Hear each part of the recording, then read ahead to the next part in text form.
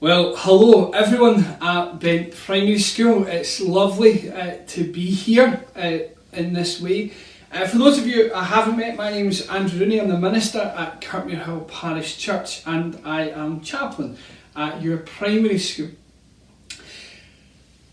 I want to ask you a question as we begin. Who is your best friend? Now, it might be that actually you're sitting next to your best friend right now. Right now in that classroom, your best friend is sitting next to you. Or maybe actually your best friend is in the classroom but isn't sitting beside you. Or maybe your best friend is in a different classroom altogether. In fact, maybe your best friend is actually in a different school altogether. But what I've often found is we have friends in different places. So it might be that you've got a best friend at school. Might be that you've got a best friend who lives near you where you are at home, and that's your best friend in your street or in your neighbourhood. You might have a best friend who goes to a similar club to you. The likelihood is you have a best friend in different places and at different times. And boys and girls, let me tell you a secret for a moment. Come close. A little bit closer. Do you know who else has best friends? Your teachers have best friends too. Now, they'll have friends that they work with, they'll have friends at home, they'll have friends that they know from times at university or college. But everyone has best friends. But we all know that. I was wondering about what kind of friend you'd like to be known as. Do you want to be known as a friend who has absolutely everything and all the latest gadgets and stuff? Or do you want to be known as the friend who's always there for your friend? And as I was thinking about that over the course of this week, I remembered a story I'd heard in the Bible. And to help tell this story, I'm going to use these. And this story is about a man who couldn't walk, he couldn't run, and he couldn't jump. In fact, his legs didn't work at all. And this man often used to have to find himself lying on a mat all day, all the time, because he couldn't walk. And yet this man had heard about someone called Jesus. And he'd heard that this man, Jesus, had been going around different places and that he'd been healing people. He'd been helping people to see and to hear and to walk.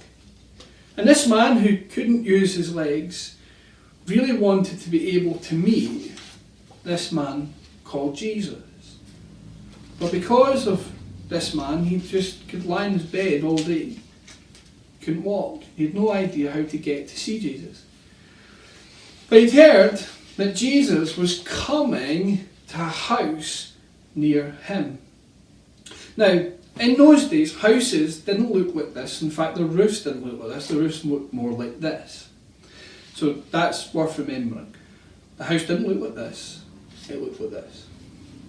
But this man who couldn't walk and whose legs didn't work, he had something that was incredibly important. See, this man had 4 best friends. And these 4 best friends had heard that Jesus was coming to a house that didn't have a roof like this, but had a roof like this. And they too had heard what Jesus had been doing for other people. And so these 4 friends decided that what they were going to do is they were going to make sure that their friend, the man who couldn't use his legs, got to see Jesus. And so one day they knew that Jesus had arrived, and there was a great crowd of people really excited that Jesus had suddenly appeared.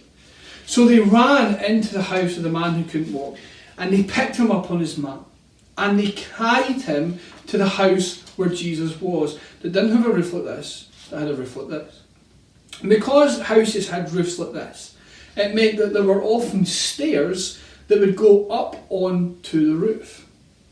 That's important to remember. So these 4 friends picked up this man on the mat and they took him to the house. And first of all, they looked in the door. But there were so many people in the house that there was no way they could fit their friend through the door. They tried, they pushed, they tried to jostle in. There was just no way they were going to get through the door. So they went round the back of the house. And round the back of the house they found a window. And they peered through the window. And the same thing happened. They realised there was no way they could fit their friend through the window.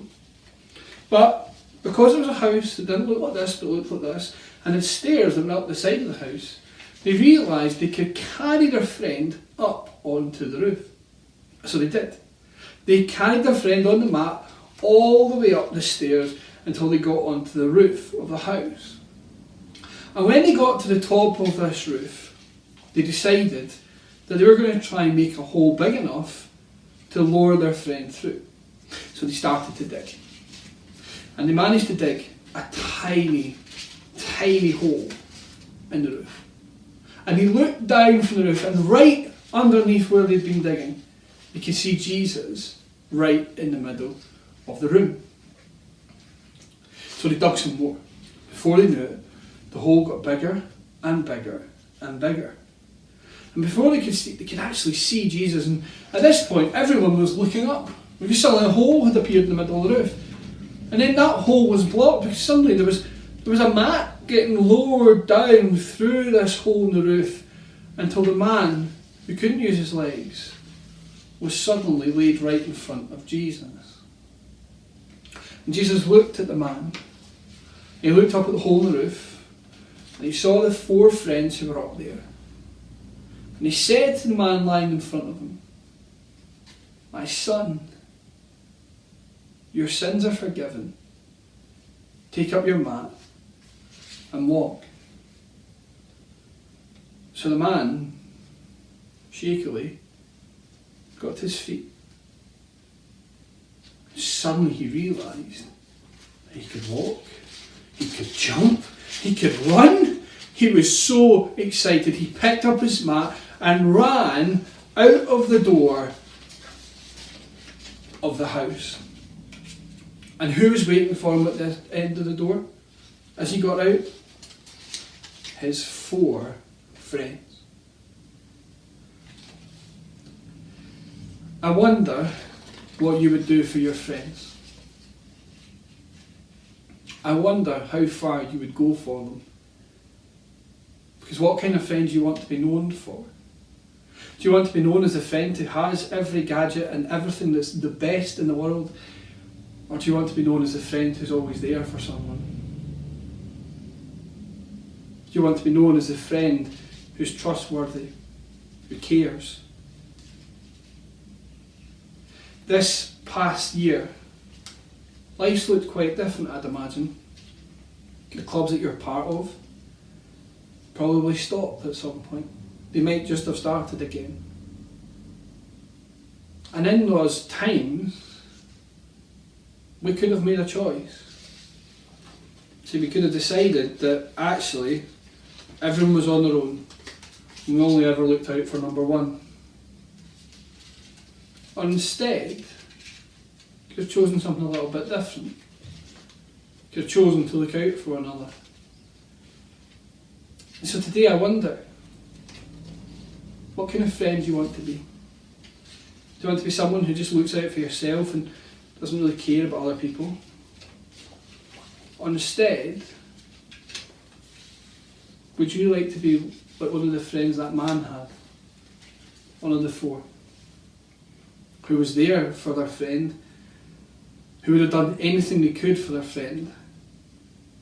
And because of their love that they had for their friend, he was able to walk and run and jump. We all have a choice about what kind of person we'll be. We can choose to be kind, or we can choose to be cruel. We can choose to be those who seek to encourage one another, or actually we can be really discouraging. What kind of friend do you want to be? There's an opportunity, a chance, that because of who we are, we can actually help other people. we all live in what's called a community. But a community can only be a community when we look out for one another, care for one another. And what we're about to do is we're about to hear a song that speaks of that. And because we all have choices to make every day. We have choices to only ever look out for ourselves, or actually look out for other people. We have a choice about what we do with our words. Because our words can be kind and caring, or they can be cruel and harsh. And so I hope this song helps to reflect on that. It's a song that we know, it's a song that we love. It's a song called Build Up One Another. And in that song we find that either our words can build up or they can tear down. So what kind of friend do you want to be today? The kind that builds up or the kind that tears down? Thanks for listening.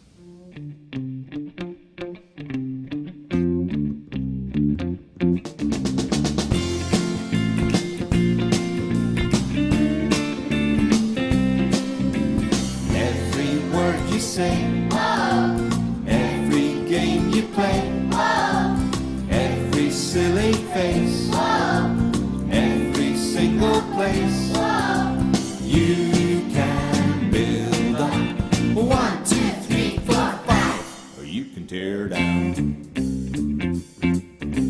Build up one another, build up your sisters and brothers, build up one another, build up.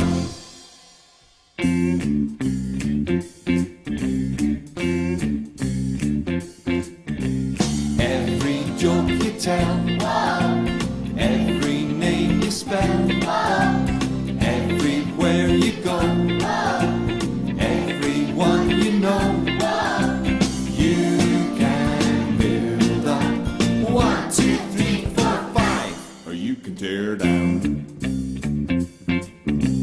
Build up one another, build up your sisters and brothers, build up one another, build up.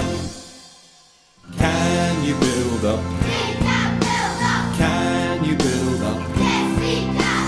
Can you build up? We can build up. Can you build up? Yes, we can.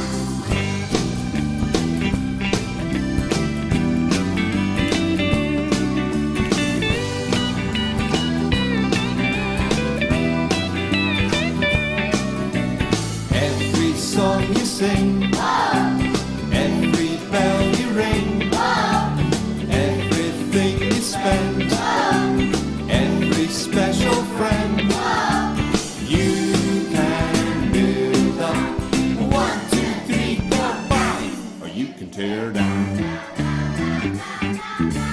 Build up one another, build up your sisters and brothers, build up one another, build up.